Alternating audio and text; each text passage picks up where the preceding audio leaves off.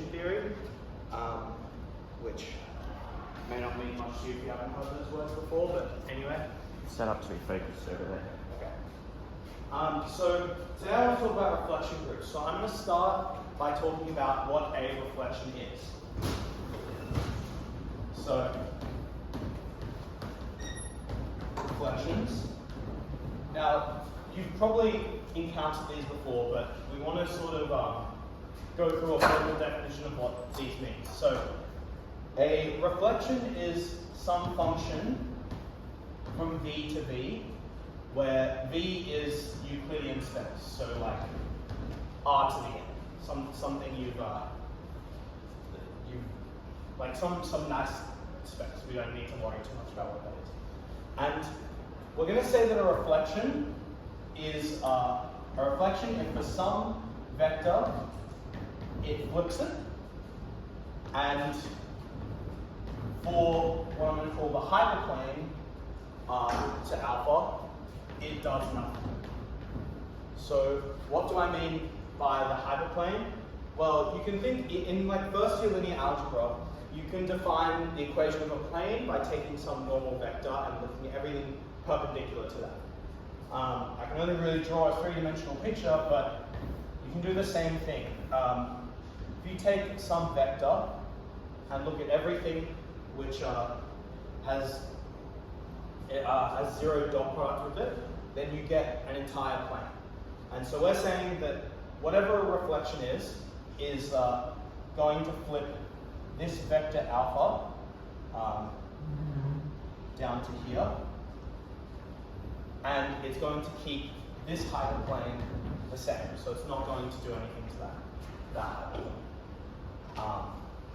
And so I said dot product. I guess this space is also an inner product space. If you've seen the dot product, you can think of this inner product as just being the dot product. Basically, we just want some way to measure distance. And so this is all we require for a reflection, that it sends this to its opposite for some vector and it fixes the hyperplane. So pretty much what you can think about is it's just reflecting across this hyperplane.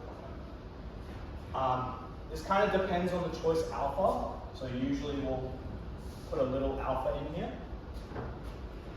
And it's actually kind of easy to write a formula for these. So S alpha of lambda, so lambda is some other vector that we want to reflect across the hyperplane.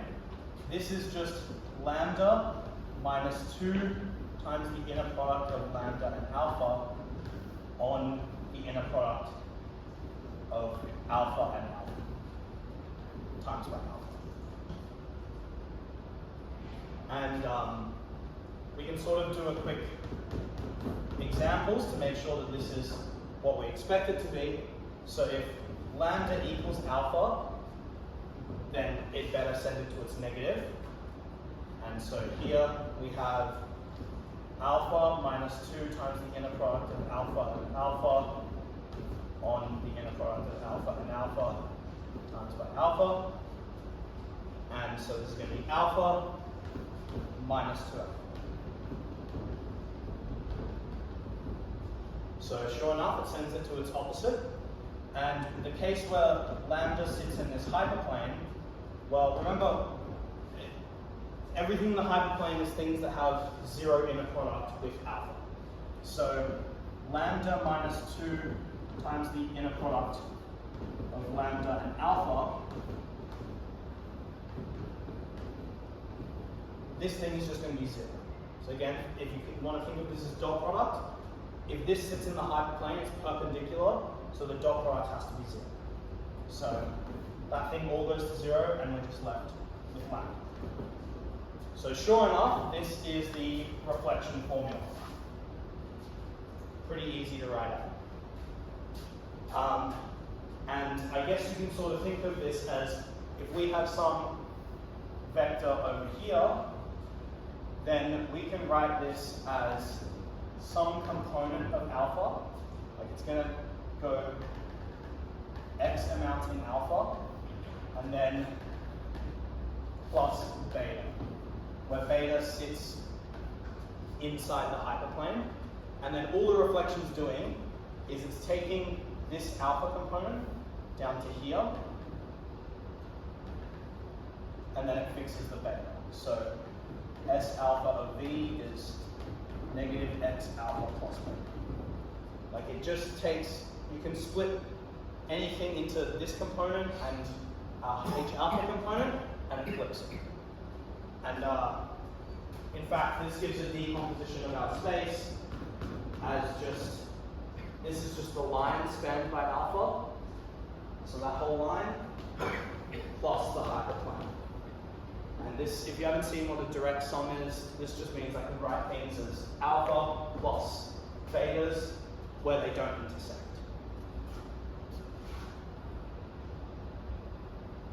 Okay. Everyone clear on that so far? Great, okay. So these are formally what reflections are. I gave you a formal definition, but all we're thinking about is we have some plane and we're flipping it. That's it. And when we go through examples later, it'll be pretty simple in terms of that. So I want to talk about reflection groups. So they're going to be groups related to this.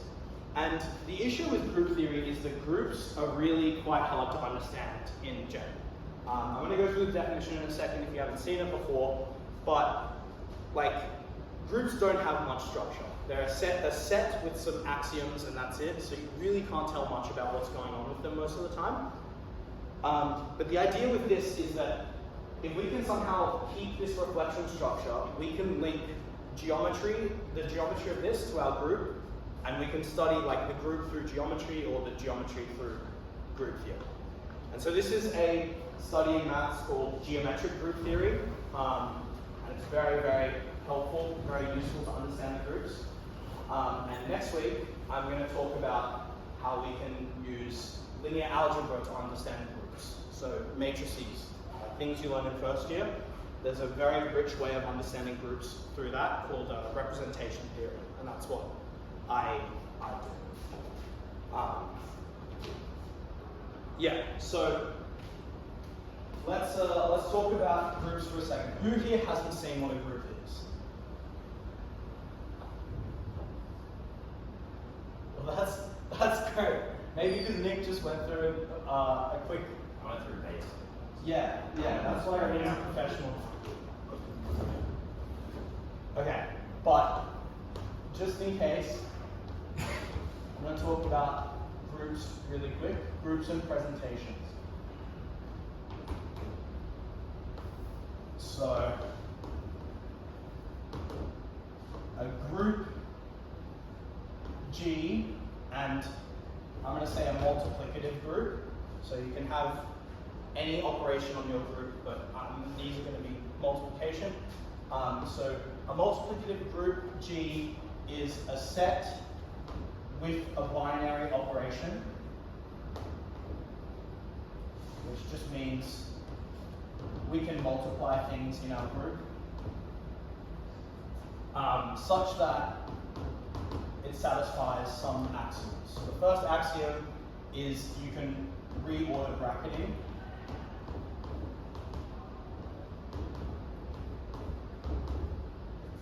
This is called associativity. Second one is there is an identity. And this is just like saying that we want something that when we multiply it doesn't change. So A times by 1 is A is 1 times A. And then finally, we want inverses. So that means for each A, there is some B such that A times B is 1 is B times A. That's what a group is. Notice I never said anything about these being unique, but you can prove from the axioms that these must be unique. It's sort of like probably if you do group theory in second year, this will be like the first tutorial exercise you do, is proving that these things are unique from the definition. And one important thing is we really don't know, oh gosh, I'll fix that in a second. We don't know if A times B is B times A. In general, this is not true. This is called commutativity, and you really don't know this in most cases. If a group always has this for every element, it's called an abelian group, and these are sort of really nice groups. But in general, it does not. So I'm going to quickly go through some examples of multiplicative groups before we talk about reflection groups. So if I take the open positive interval and equip it with just regular multiplication, this is a group. Your identity is 1, and your inverses are just flipping. And because you're working over the positive interval, your 1 on A is surely going to be there as well. Is this an abelian group? Someone call out. Louder. Yes. Yes, it's an abelian group. So really it's inheriting its abelian structure from the fact that multiplication of numbers is abelian or commutative. So it is indeed an abelian group. Next, I want to take Z mod P, which if you haven't seen this before, this is just, and also sorry, P is going to be a prime.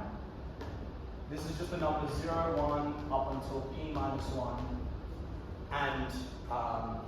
And you can reduce mod P, which means you can subtract P as many times as you want, and it's going to be the same number. So N plus P equals N. And I'm going to take multiplication mod P, so I can multiply numbers and then reduce them till they come back to one of these. Is this a group? P is prime. P is prime, yes. No! So what's the issue? So you're right in that all of these elements will have an inverse if P is prime. That's a number theory result. Yeah? 0 is inverse. Yeah, the issue is that 0. 0 has no inverse. So if this was an additive group, then you're chill, which maybe I've confused you by writing this, but anyway. But as a multiplicative group, it's not. We need to remove 0, and now it's a group, a multiplicative group. And so once again, the identity is 1. Inverses are inverses mod P, which if it is a if P is prime, everything has an inverse. If it's not prime, you have to remove more elements. But that's why I chose prime. Is this abelian? Yeah. Because multiplication is abelian, this is abelian. Okay. The next one, I'm going to take the group to be the general linear group of the reals. Scary words, but this just means invertible matrices. Invertible n by n matrices. Is this a group?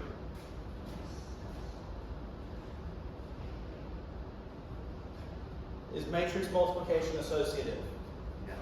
Yes. Does it have an identity element? Yes. The identity matrix is invertible, and we're saying that they're invertible matrices, so surely everything there is going to be invertible. Okay. Now, is this abelian? No. No. Yeah. I think it's the tutorial this week or next week in first year where we get them to check that the matrix multiplication is not invertible. So this is not abelian.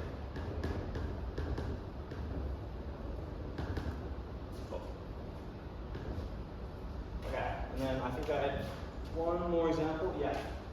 So finally, I want you to take the set that has 1a up until a to the n minus 1, where this is some like group of units. So a to the power n is 1.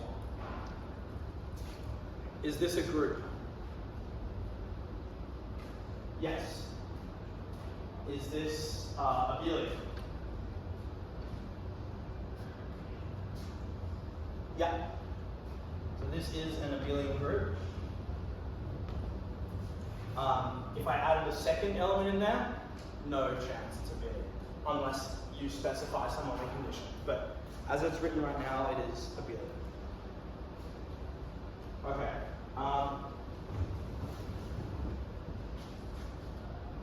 So I want to talk about presentations. So as I said, groups do not have nice structure in general. Like there's really not much you can talk about them specifically. But if you can write it as what's called a presentation, then it actually has a lot more structure than a general group. So what a presentation is we want to write it as a set of generators and a set of relations. So what I mean is generators, so these are like elements when you multiply them together, you'll get the entire group, and relations are sort of restrictions that you have. So the first one, we cannot write as a presentation. No single number when you multiply it together is going to give you the entire positive reals. You would need an infinite number of that, so we don't really have much choice for that. For the second one, let's see if we can find a presentation for this. So let's look at 2. So 2 to the power of 1 is 2. 2 squared is 4. 2 cubed is... Someone tell me, what's 2 cubed? I think it might be Yeah. Okay, if we go forever, we're not going to get anywhere. We've got to choose some prime number in order to reduce this thing. So let's choose p equals 7. Now what is 2 cubed? Yeah, it's 1. And we're stuck. So 2 by itself can't be a generator because we can only get 2, 4, and 1. And if we multiply it again, we can get back to 2. Maybe let's try 3. So 3 to the power of 1 is 3. 3 squared is 9, which is 2. What about 3 cubed? 6, yeah. 3 to the power of 4.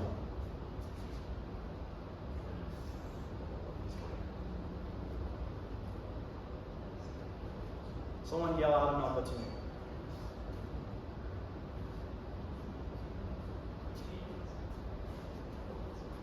Four. 4?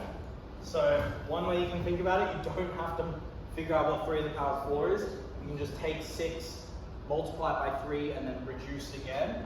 So this will be 18, which minus 7 is 11, minus 7 again is 4. What about 3 to the power of 5?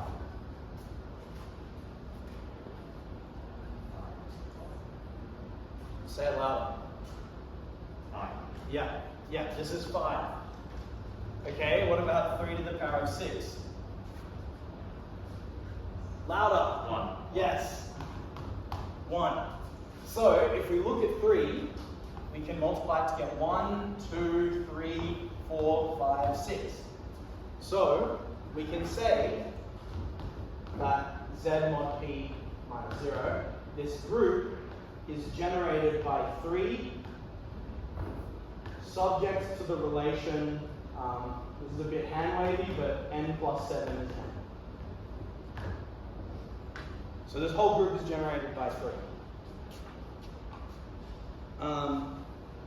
The general linear group, you've sort of got no chance again. There's not one matrix when you multiply together that's going to give you all of them. You would need infinitely many. But maybe let's look at number 4. Does anyone have an idea of what we can write this group as? A to the n is 1. Is that 7? A to the n is 1. So is that, what's your generator? A is the generator and the relation A to the n is congruent with the identity. Yeah. And so this is actually called the cyclic group. Because it cycles around. Also the rotation group, because you can think about this is a rotation of an n-gon. But yeah, this is a cyclic group, a really nice presentation. These two are actually kind of linked. You need to do a bit more in order to show that. But, and you need to be working over primes, but anyway. Okay, so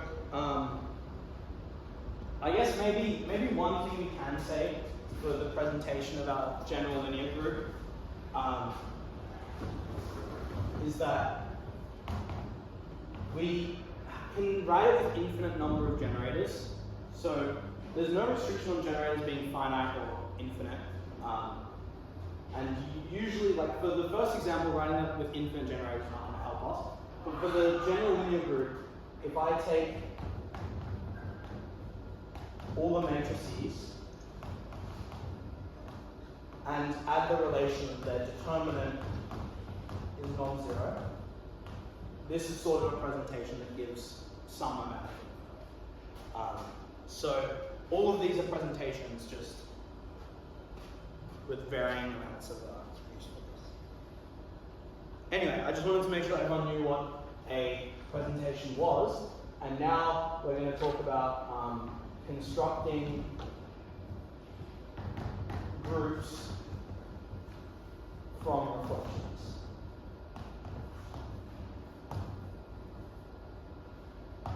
Or reflection groups. So now is a good time to tell you what a reflection group is. A reflection group is one where the generators are reflections. So pretty simple. So let's maybe start looking at what they are. So if we chuck in one reflection as a generator, by the definition of it being a reflection, it has some relation for some sort. So you can think if I take some plane and a vector, if I reflect it across there and then reflect it back again, it's going to be the identity. So any reflection must be 1 when you square. And so this group with just one reflection, quite simple. We have the reflection, and when you square it, you get 1, and that's it. Okay, well what happens if we try and add in 2 reflections?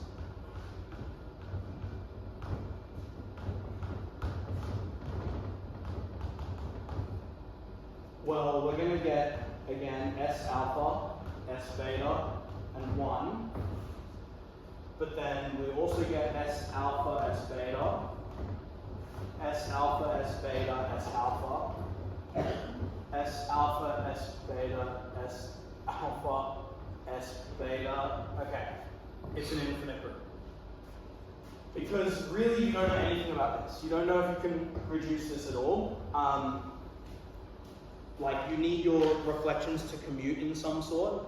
And if I just take the example of if I take these as the hyperplanes I want to reflect across, and I look, these are the hyperplanes, and I look at this vector. If I first do reflection across alpha, then beta, then reflecting across alpha is going to bring me down to here, and then reflecting across beta will send me over to this point. Is that clear? Okay, so this is alpha, then beta, and if I do beta, then alpha, well, reflecting across beta is going to bring me to there, and then we're on the hyperplane, so reflection there does nothing. So these two don't commute. In fact, they only commute if the hyperplanes meet at right angles, which is not going to happen very often. So understanding infinite reflection groups is not really that easy, nor is it the most useful. So we want to really try and see if we can understand all finite reflection groups.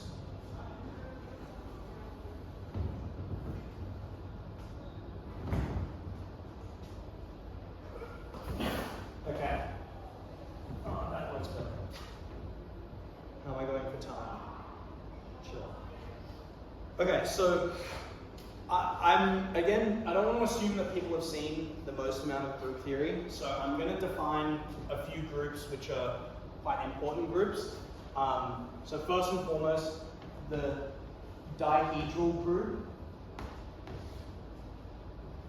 of order 2m. So, and we denote this by dm.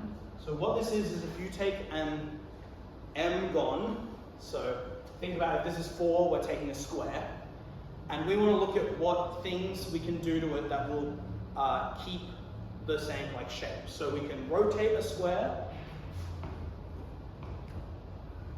and we can take reflections across each of these, and that's going to keep the square the same. So that is what the dihedral group does, is it looks at things that can rotate, it has rotations and flips. So it actually has a nice presentation, R and S, such that R to the M is S squared is RS squared is 1. So this is saying I can rotate it M times, and that'll be the identity. I can flip it twice, and that'll be the identity. This one, don't worry about. We'll talk about that in a second. And you may be asking me, shouldn't any rotation be the identity? We're actually taking these as like mark points. So if I draw a little like A there, and I rotate it, that's a different square. So we want to like keep track of which points are where. Okay, and so this is the dihedral group, and then the second one is the symmetric group.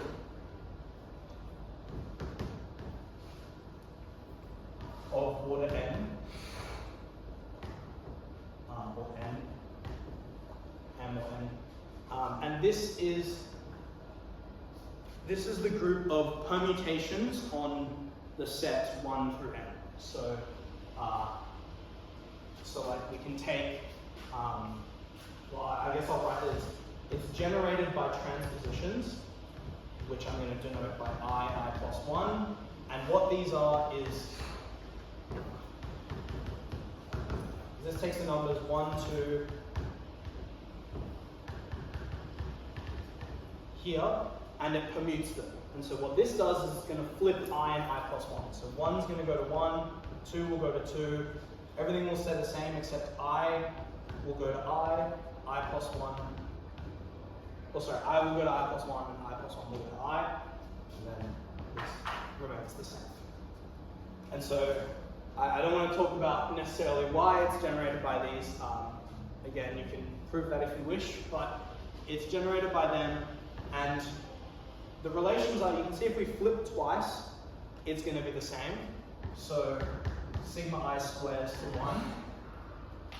And then, again, we'll talk about this a little bit later, but if you take sigma I, sigma j, and square them, or sigma I, sigma k, and cube them, this is 1 when here we want I and j to be far away, and here I and k to be close. And I'll give a quick explanation. If these are more than 1 away, then they're going to be completely different transpositions. Like they're going to flip 2 things that don't interact, so they should not really care about each other. Here though, if you do here and then you also take the next flip, it's going to interact and give you a transposition of length 3, so that's why that's cubed. Yeah, again, you can check these if you want. I'll leave it as an exercise if you wish. Okay, so now I want to talk about reflection groups finally. And we're going to start with, so I'm going to go through a few examples of reflection groups, of finite reflection groups, and then I'll give a complete classification of them at the end. So these have naming conventions. Don't ask me why this is some like historical thing as to why these were named like these. I can maybe give some insight, but not the most amount. So the first one is I2 of m, and what we're going to do is we need to, remember when I said reflection groups are generated by reflection, so we need to somehow make sure that everything we can get has to do with reflections. And so we're going to think about the dihedral group first, which, as I've written it up there, is not generated by reflections, but we're going to show that it can be. So if we think about, I'm going to do the example of a hexagon. We have, I don't know, oh, I do have another color. Awesome. So we have here, there, sorry, there, and there. I can flip through any of those. I can also flip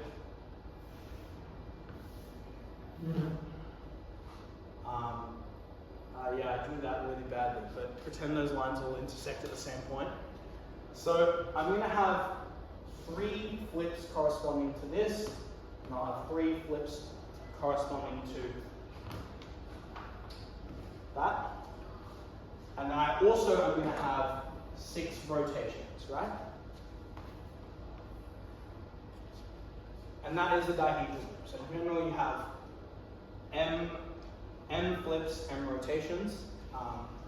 In this case, they go through 2 vertices or 2 faces, but not in general. And in fact, the rotations are of angle 2k pi on M. And I want to tell you why this can be generated by reflections. So I want to take, in particular, this type of plane and this type of plane. Or plane, sorry. This type of plane and this type of plane.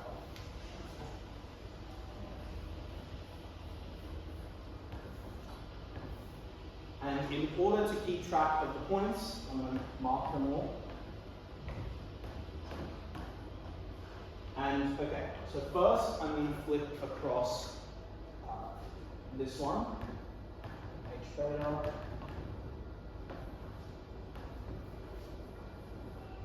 So if I flip across here, these two are going to swap, these two are going to swap, and these two are going to swap. 6, 1, 5, 2, 4, 3. And then I'm going to flip across that one. Just going to take it as 6. 5 and 1 will swap. 2 and 4 will swap. And 3 stays the same. And so this is just a rotation in this direction by our original rotation. And if I do them in the opposite order, it's going to give me this rotation instead, which is the inverse. So I guess, sorry, there should be more rotation. 12. Because you have inverses as well. Okay, so we can generate rotations by a sequence of reflections. So it's a reflection group. We can write any set as reflections.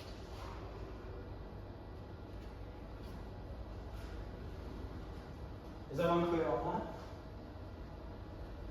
that? Okay, cool. So that's the first type. The second one I want to talk about, so that was the dihedral group. Like this is the dihedral group that we've realized as a reflection group. The next one I want to talk about is the symmetric group. And these are called type AN-1. Okay, so if I take a space that's spanned by E1, E2, up until En, then I can act on this using transpositions by just like flipping the basis vectors. So, for example, I plus 1 on E1, EI plus 1, and then this will be E1, EI plus 1, EI. Is everyone clear on that? Great. So, in reality, what's happening here is this is a permutation matrix. So to every permutation, you can assign a permutation matrix.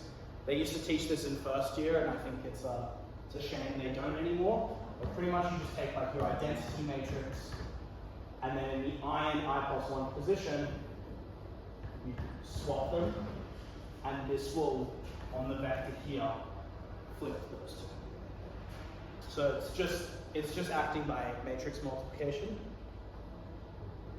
And this is not a reflection group in this sense, because we need to have whatever I+1, when this acts on something, it needs to send it to its negative. And this is not going to its negative. But if we think about this acting on EI minus EI plus 1, where is that going to go? Someone tell me.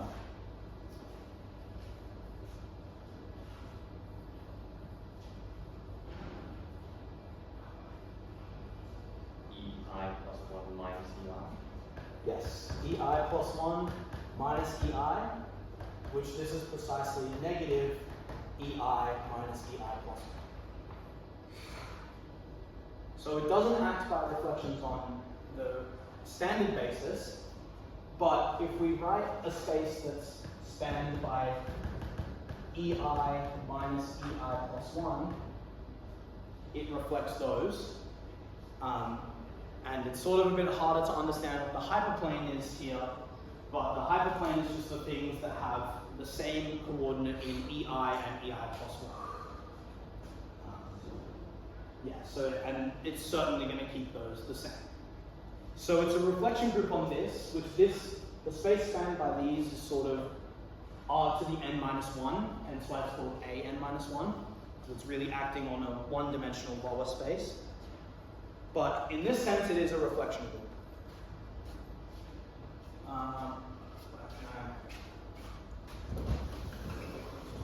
So I'm really going to stay focused on the right-hand side.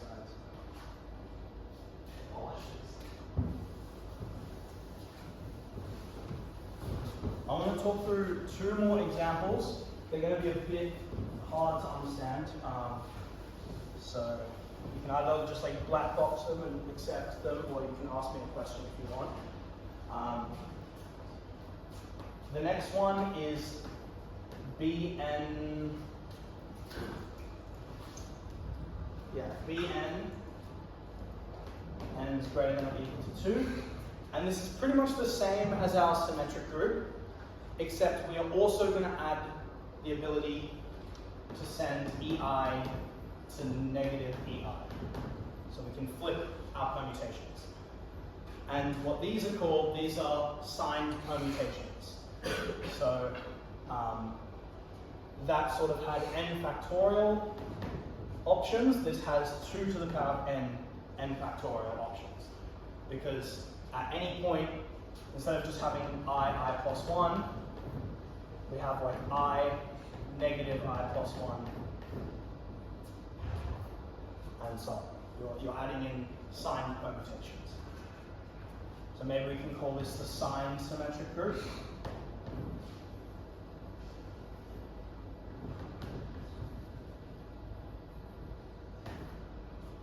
Is everyone happy with that?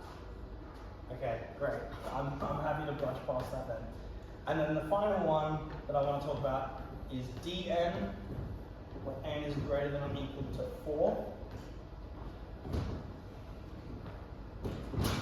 And this is the same as this, except we're going to take even permutation, or even sign flips, which just means we're sending EI plus EJ, where I is not equal to J, to negative EI plus EJ.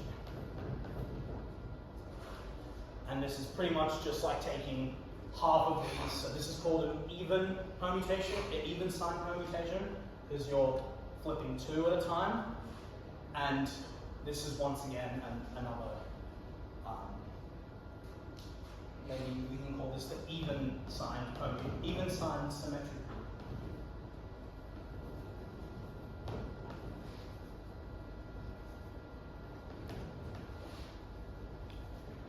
Okay. Does anyone have any questions? Okay, great. So these are sort of the easy to explain examples. And they're pretty much all of them. So I want to try and, or I want to classify all of the reflection groups. And these are pretty much all of them, the finite ones. And we're going to have to go to Coxeter groups for a second because in order to talk about these reflection groups, we need to go into Coxeter group theory, or sort of the classification falls out naturally. And I'm going to explain what a Coxeter group is and then sort of just brush over the last few examples because it's kind of hard to understand them. But a irreducible Coxeter group or reflection group. So again, you can just think of these as reflection groups, is finite if and only if, so we can classify every single finite one, it is of type I2 of M, so those are dihedral groups, or AN, which is the symmetric groups, or BN, which is the sign symmetric groups, or DN, which is the even sign symmetric groups.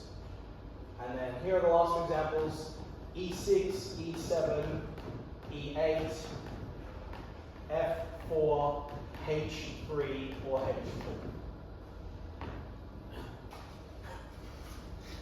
So, you see what I mean when I say these sort of capture all of them? Because these we have infinitely many for each of them, and then there's sort of 8 exceptions.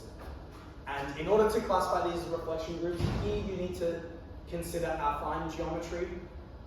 Here we worked all over Euclidean space, but in order to get these ones you need affine geometry, and then here you need to work over hyperbolic geometry, which is why they give the names H, and I don't know why it comes from here.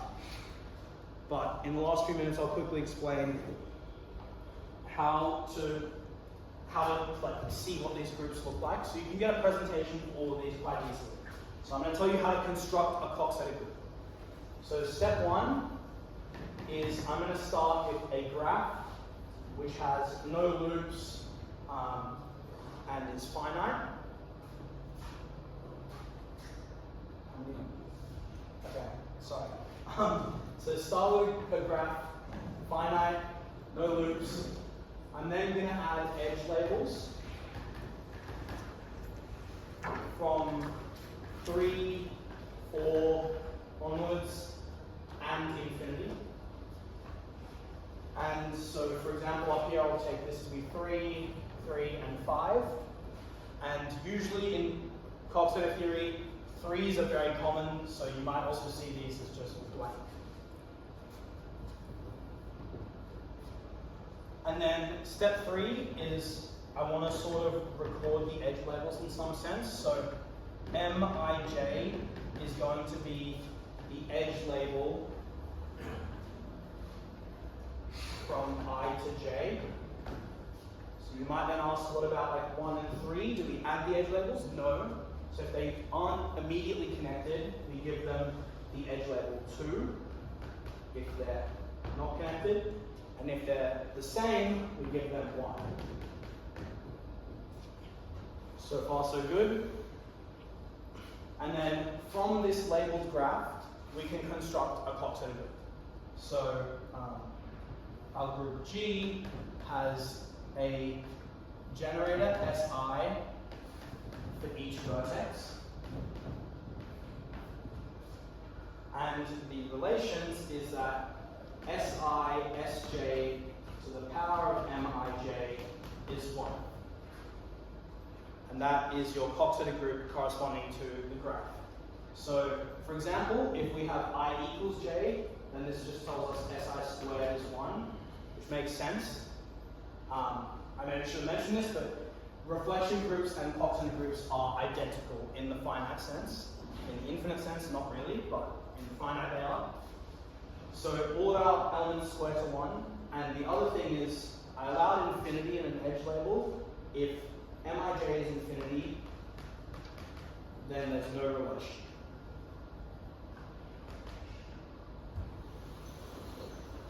Okay. So, I now just want to draw out the graphs for each of those types so you can at least think about what they might be. Okay. So, in type AN, the graph has n vertices and just looks like that. In type BN, it's the same, except we write the edge label 4 at the end. In type DN, we have, but it branches at the end. Okay, and then E6 is going to have here with a branch in the middle. You can then think E7 is just another vertex. E8 has 8 vertex. It's just this branch that we care about. F4 is here, but we have 4 in the middle. H3 has a 5. And then similarly, H4 is going to have another edge. And then finally, I2 of M will be this one here. So this is only going to be 2 generators and one relation that S1, S2 to the power of M. And yeah, these graphs are all your finite reflection or Coxeter groups. The proof of it, you need to use a lot of geometry, hyperbolic and affine, as I said, so I really didn't want to talk about the proof, but the idea is the construction of the majority of them is really easy, and they're groups you've seen before, but the entire thing takes a bit. One quick more thing I want to say is, here, if you drop the condition that every element squares to 1, you get something called an asymptotes group, and you lose a lot of structure because it doesn't reflect. And I'll be talking about that next week. All right, thank you, Alec.